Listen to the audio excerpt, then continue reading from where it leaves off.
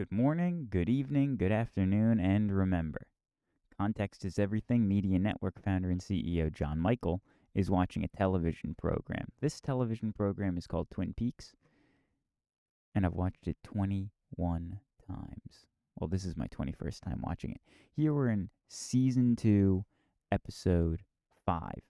And here in Season 2, Episode 5, the show begins at the Great Northern, as it normally does, but you get a new perspective of the Great Northern. You see it from the front, not really what you normally see. You normally see just the interior, or the back, where the waterfall falls. Here you start by seeing the exterior front, and then at 1 minute and 45 seconds, you also see Dale Cooper waking up from his slumber. He does a voice memo to Diane, his assistant, as he does regularly. And then he does something that he's done before, which is hang upside down to start his day properly, so his mind becomes porous and the day's events come into view. He says one of my favorite lines of Dale Cooper's existence in the show, which is he flips upside down and says, "Diane, I'm now upside down," which may hold symbolic value, but who knows. Clearly he's still recovering from a gunshot wound. He seems to be doing pretty well, but we have to keep in mind he has been shot and has an open wound, in essence. New perspective of the Great Northern, Cooper's daily routine, and as we see him greet the day by flipping upside down, we also recognize that he finds a clue, which is a nice little parallelism, because he flips upside down in the morning, and this is the way that he found the clue, by flipping upside down. At 4 minutes and 55 seconds, again, this is basically stuff that I like about the show. It's not necessarily critical plot points. As a matter of fact, it's stuff that I like. And something that I like is when Lucy, as she's going away to visit her sister, she says, "Sometimes the can-do temp girls, sometimes the can-do girls can't," which is a fun statement to make. Sometimes the can-do girls can't. I just like the line. And then you teleport into Bobby Briggs and Shelley Johnson's story as they are outfitting the home for Leo Johnson. And you see the definition of a shifty salesman. I'm sure that had something to do with the direction. Be a shifty salesman, or maybe more details to it, but the end goal was to depict the shifty salesman. This guy, always kind of pivoting and trying to make stuff sound like it's what you want, but he's just in the moment trying to make it sound like it's not garbage. He says, we have pine wood boards to make that ramp for him. No problem, we got those in the truck. Well, you know what I mean. Whatever. Shifty salesman. I was a salesman, so I can speak from experience. You sometimes fall into these kind of just rambling and kind of trying to cover your bases as you make a misstep, or the product missteps in front of the customer. We're back at Howard Smith's at 14 minutes and 25 seconds. Well, actually, Donna's pulling Howard Smith out of his home. The man's a shut-in. He doesn't leave his house. As he leaves the house here, he sees the sun touch his hand. Then he looks up. And what does that mean? What does he see? And why is he so lucid, though he's having a panic attack? Why is he so lucid to still grab the book? I don't know. I'm asking. I'm not telling.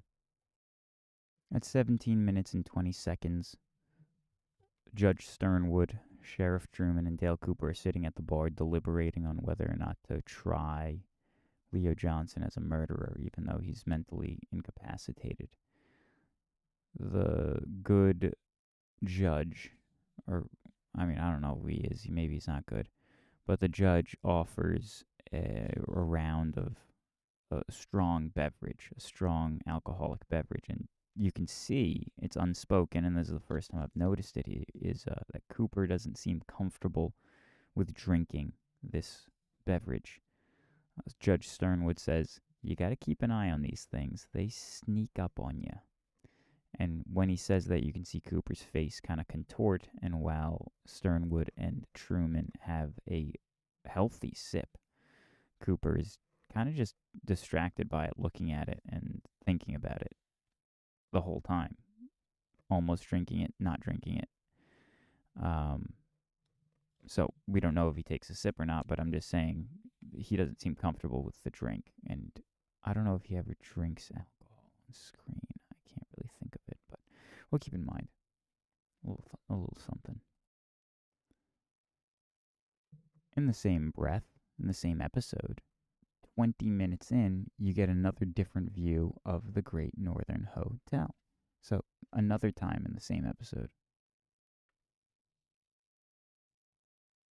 that you see the building from a new perspective. What does it mean? I don't know. I'm just telling you it's happened twice, and it doesn't happen otherwise to this point in the show. That's all I'm saying. So I kind of jumped the gun on this timestamp, but 24:45, really 23:30, you see two plots reaching a climax in this episode. So this is the preparatory portion of the Dale Cooper going to attempt to save Audrey Horne from the One-Eyed Jacks. This is the development of that story. Earlier in the episode, when he found that card under the bed when he was flipped upside down, he realized, okay, I don't have to go to the meeting place that is required for this hostage drop-off. I can go directly to the source. I can go to One-Eyed Jacks, which is not mentioned in the hostage situation. Or is it? Maybe it's just not mentioned to Cooper. I guess that Ben Horne knows about it, but he doesn't mention it to Cooper. Yeah. But then in the next scene here, two plots are reaching their climax simultaneously. So this plot is the Donna trying to get the secret diary of Laura Palmer, or second secret diary of Laura Palmer, I forget, from Howard Smith. And so she's plotting with Maddie, and these two plots are reaching a climax in this episode. If you've seen the episode, which you should, because you should watch the episode first and then watch this. No spoilers, by the way, just episode by episode little details that I appreciate from the show. This plot is going to come to a head as well as the plot with Audrey Horne. At 28:35, Deputy Hawk enters the sheriff's office as Cooper and Sheriff Truman are about to embark on a secret mission that is not under the jurisdiction of the sheriff's department. So this is not Deputy Hawk's concern, but Deputy Hawk seems suspicious based off of the communication of Cooper and Truman. You see him look back 3 times as he's walking out of the room, and you later find out that he realized that they can't keep a secret very well, and he must do his due diligence and supervise their mission, which is pretty good. Kind of works out in the end, you know. And since we're near, I'm not going to pause, but I'm going to carry on, and we're going to see a new version of the traffic light symbolism here. The traffic light is green at 30 seconds and 10 minutes. It's green on one side of the road, and you're seeing it go yellow, red on the other side of the road. So, what does that green, yellow, red mean in this context? All I can tell you is I don't really know at all. But we do end up back in Howard's apartment. And we get into that story plot again. So you see it goes yellow or green, yellow, but it's red on the other side. Oh, is that what it is? Right, so it's red, stationary light. The green turns to yellow. I don't know what it means. I really don't. But it does, for another time, go into the Howard Smith story from the yellow light, which is here, which is similar to the Deputy Hawk kind of intuiting that something's going on that I'm not aware of, that I should be a part of. You have James Hurley in the same boat, realizing, oh, they're hiding something from me. I should probably supervise. Powerful scene of Donna recounting a story with Laura. And as she says, I can still feel that kiss. The cigarette is primary in the picture with a long cherry, I believe it's called.